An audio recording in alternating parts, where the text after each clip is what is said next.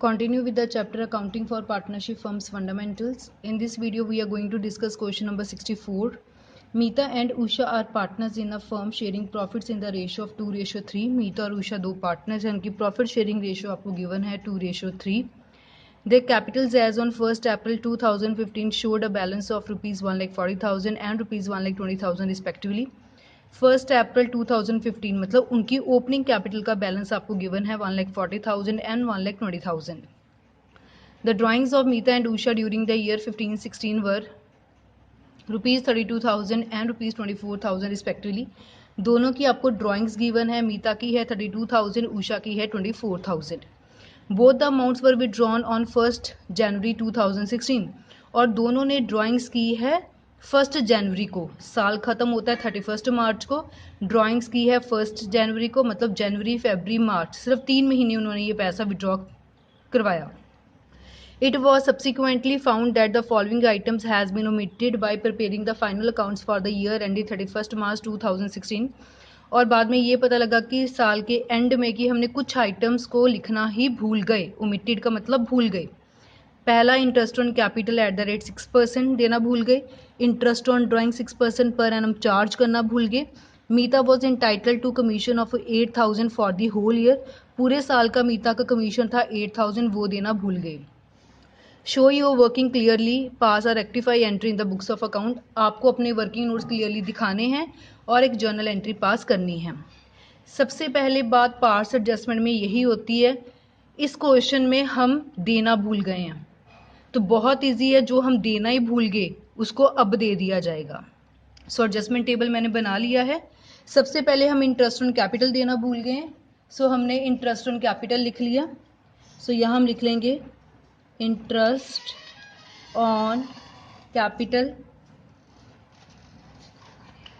हम देना भूल गए हैं at the rate 6% per annum.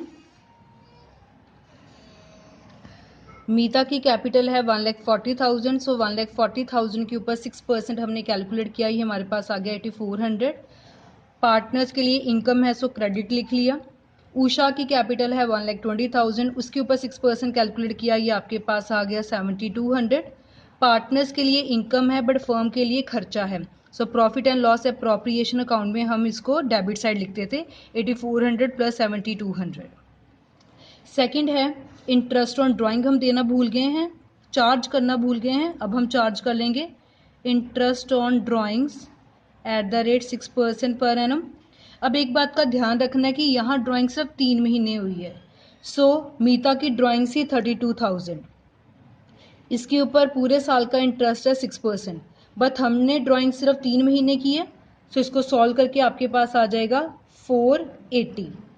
Similarly Usha की पूरे 3 महीने की ड्राइंग्स है 24,000, इसके ऊपर भी 6% सिर्फ 3 महीनों के लिए इंटरेस्ट चार्ज करेंगे, तो ये आपके पास आ जाएगा 360. So interest on drawings partner के लिए खर्चा होता है, पार्टनर्स कैपिटल अकाउंट में डेबिट होता है. सो हमने लिख लिया इंटरेस्ट ऑन ड्राइंग उषा का डेबिट में 480 क्योंकि खर्चा है. मीता का लिख लिया 480, उषा का हमने लिख लिया 360, ऊपर हमने कैलकुलेट किया है. जो फर्म के लिए इनकम बन जाएगा, जो पार्टनर के लिए खर्चा है वो फर्म के लिए इनकम होगी, और इनकम को हम क्रेडिट साइड शो करते हैं. दोनों को प्लस करके लिख लिया 840. इसके बाद हम मीता को कमीशन देना भूल गए, सो कमीशन सिर्फ मीता का कमीशन है 8,000 और मीता के लिए ये इनकम होगी 8,000 और फर्म के लिए ये खर्चा आ जाएगा 8,000. सो अभी तक हम इंटरेस्ट ऑन कैपिटल देना भूल गए थे, इंटरेस्ट ऑन ड्राइंग देना भूल गए थे और मीता का कमीशन देना भूल गए थे. सो हमने पार्टनर्स को इंटरेस्ट दे दिया, उनके लिए इनकम था क्रेडिट बैलेंस, फर्म के लिए खर्चा है debit balance. Interest on drawing partner से चार्ज करना भूल गए थे, सो पार्टनर्स के लिए खर्चा है, उनके लिए डेबिट लिख लिया. फर्म के लिए इनकम है, सो क्रेडिट लिख लिया. मीता का कमीशन देना भूल गए थे, मीता का कमीशन उसके लिए इनकम है, सो क्रेडिट कर लिया. फर्म के लिए खर्चा है, डेबिट कर लिया. सो 3 आइटम्स थी जो हम देना भूल गए थे, वो हमने दे दिया. अब हम इसका टोटल देखते हैं.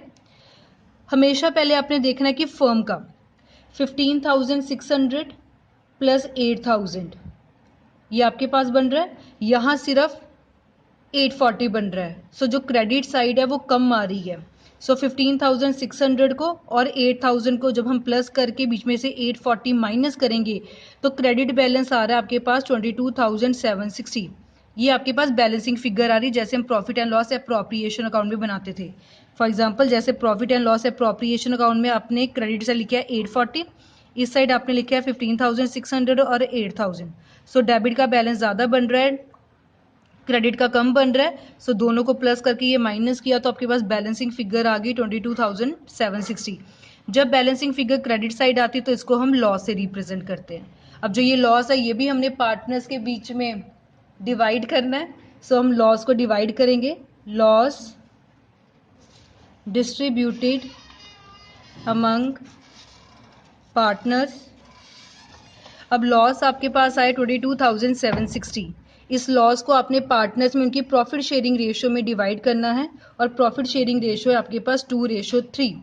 सो 22,760 को 2:3 में डिवाइड किया तो लॉस आपके पास आ जाता है, मीता का लॉस बनेगा 9140 और पार्टनर्स कैपिटल अकाउंट में जो लॉस होता है वो हमेशा डेबिट साइड आता है और उषा का बन जाएगा 13,656 डेबिट में। इसके बाद अगर हम देखें तो फर्म का टोटल इस साइड का और डेबिट और क्रेडिट दोनों साइड का इक्वल बन रहा है। सो यहाँ आ गया आपका 0। मीता का देखें तो यहाँ डिफरेंस डेबिट में से क्रेडिट को डिफरेंस करके हमारे पास आ रहा है 6816। सिमिलरली उषा का भी आ रहा है 6816। बट जो मीता है उसके केस में जो बैलेंस है क्रेडिट में उसको ज़्यादा मिल रहा है, डेबिट में उसका कम है। मतलब कंपनी ने जो मीता है उसको पैसे और देने हैं। जब हमने किसी पार्टनर को अमाउंट पे करनी हो तो उसका क्रेडिट बैलेंस होता है और उषा से हमने पैसे लेने हैं बिकॉज उसकी डेबिट अमाउंट ज़्यादा बन रही है और जिससे पैसे हमने लेने हैं उसका हमेशा डेबिट बैलेंस होता है। अब इसकी हमने जर्नल एंट्री डालनी है, एडजस्टमेंट एंट्री डालनी है और क्वेश्चन में आपको सिर्फ कैपिटल अकाउंट गिवन है, मतलब हमने फ्लक्चुएटिंग मेथड को यूज़ करना है। सो एंट्री बन जाएगी हमारी Usha's capital account debit to Meeta's capital account, narration लिख लेंगे ब्रैकेट में, being adjustment entry passed, single line लगाकर एंट्री क्लोज। अमाउंट है डेबिट में 6816, क्रेडिट में है 6816। Debit must be equals to credit. So this was about question number 64 of pass adjustment.